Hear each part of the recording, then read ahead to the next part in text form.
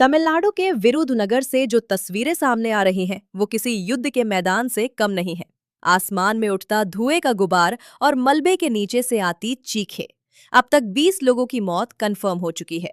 लेकिन इस दर्दनाक घटना की सबसे खौफनाक बात यह है कि ये हादसा आसानी से टाला जा सकता था। आज हम आपको बताएंगे कि आखिर कैसे सिस्टम की एक बड़ी लापरवाही ने इन 20 बेगुनाह मजदूरों को एक जिंदा कब्र में धकेल दिया, और वो कौन सा सीक्रेट है जो हर बार ऐसे हादसों के बाद बड़ी चालाकी से दबा दिया जाता है। आइए सबसे पहले आज के तथ्यों को समझते हैं। तमिलनाडु के विरुधनगर जिले में एक पटाखा फैक्ट्री के अंदर एक जोरदार धमाका होता है। ये धमाका इतना भीषण था कि फैक्ट्री की पूरी इमारत भरभराकर ताश के पत्तों की तरह ढह गई। शुरुआती खबरों में बताया गया कि 9 लोगों की जान गई है, लेकिन जैसे जैसे मलबे को हटाया जा रहा है, ये आंकड़ा खौफनाक तेजी से बढ़ता हुआ 20 को पार कर चुका है। घटनास्थल पर दमकल की गाड़ियां और पुलिस की टीमें मौजूद हैं, लेकिन भारी मात्रा में ज्वलनशील रसायनों यानी केमिकल्स के मौजूद होने की वजह से रेस्क्यू ऑपरेशन में भारी दिक्कतें आ रही हैं। मलबे को हटाने के लिए हेवी ड्यूटी जेसीबी मशीनों का इस्तेमाल किया जा रहा है।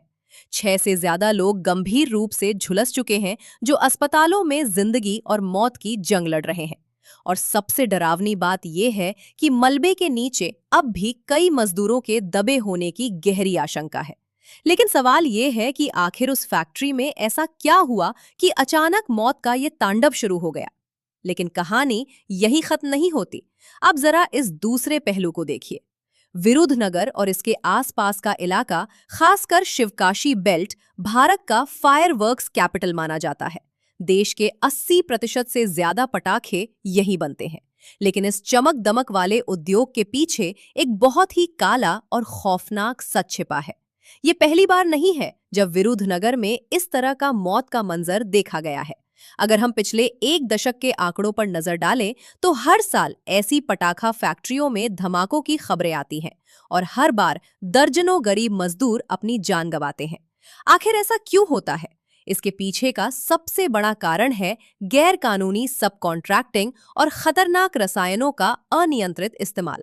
मांग को पूरा करने के लिए फैक्ट्रियों के मालिक नियमों को ताक पर रखकर अपनी क्षमता से कई गुना ज्यादा मजदूरों को एक छोटी सी जगह में ठूस देते हैं।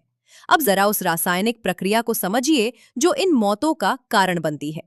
पटाखे बनाने में पोटेशियम नाइट्रेट, एल्यूमिनियम पाउडर और सल्फर जैसे बेहद खतरनाक और संवेदनशील केमिकल्स का इस्तेमाल होता है।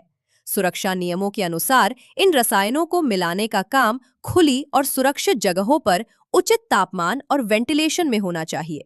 लेकिन मुनाफा कमाने की अंधी दौड़ में अनट्रेन्ड मजदूरों से बंद कमरों में इन रसायनों को मिक्स कराया जाता है। जरा सी रगड़, जरा सा घर्षण या तापमान में हल्की सी बढ़ोतरी, और फिर होता है एक ऐसा भयंकर विस्फोट जो कंक्रीट की इमारतों को मलबे में बदल देता है। इस फैक्ट्री में भी भारी मात्रा में ज्वलनशील रसायनों का अवैध भंडारण किया गया था। बिना किसी सुरक्षा उपकरण, बिना किसी इमरजेंसी एग्जिट के इन मजदूरों को मौत के मुंह में धकेल दिया गया। क्या लेबर डिपार्टमेंट और स्थानीय प्रशासन को इसकी भनक नहीं थी, या फिर चंद रुपयों के लालच में सिस्टम ने अपनी आंखें पूरी तरह से मूंद ली थी? इस भयानक तबाही का सीधा असर उन 20 परिवारों पर पड़ा है जिनके घर का चिराग हमेशा के लिए बुझ गया। ये वो गरीब मजदूर थे जो मामूली दिहाड़ी पर अपनी जान जोखिम में डालकर दूसरों के त्योहारों को रोशन करने के लिए काम करते थे। आज उनके बच्चे अनाथ हो गए हैं और परिवार सड़क पर आ गए हैं। इस हादसे ने एक बार फिर हमारे सिस्टम के खोखलेपन को उजागर कर दिया है। सरकारें मुआवजे का ऐलान करेंगी, जांच कमेटियां बनेंगी, लेकिन कुछ महीनों बाद जब रिपोर्ट आएगी, तब तक सब कुछ भुला दिया जाएगा। जिस सीक्रेट की बात हमने शुरुआत में की थी, वो यही है कि इन हादसों को महज दुर्घटना कहकर रफा दफा कर दिया जाता है, जबकि असल में ये भ्रष्ट सिस्टम और लालची फैक्ट्री मालिकों द्वारा किया गया एक इंस्टीट्यूशनल मर्डर होता है। जब तक सेफ्टी ऑडिट्स को सख्ती से लागू नहीं किया जाता और दोषियों को हत्या के जुर्म में कड़ी सजा नहीं मिलती, तब तक ये मौत के कारखाने यूं ही चलते रहेंगे। क्या आपको लगता है कि ऐसे हादसों के लिए सिर्फ फैक्ट्री मालिक जिम्मेदार है, या फिर उन भ्रष्ट प्रशासनिक अधिकारियों पर भी हत्या का मुकदमा चलना चाहिए जो रिश्वत लेकर इन अवैध ऑपरेशंस को अनदेखा करते हैं? अपनी बेबाक राय कमेंट्स में जरूर बताएं। अगर आपको हमारा यह विश्लेषण पसंद आया और सच्चाई समझ आई तो इस वीडियो को अभी अपने दोस्तों और व्हाट्सएप ग्रुप्स में शेयर जरूर करें। इस पूरे मुद्दे पर आपकी क्या राय है हमें कमेंट करके बताएं। ऑल द ट्रूथ पेज को फॉलो करना ना भूलें, जिससे कोई भी सच्ची खबर आपसे छूटे नहीं। जय हिंद।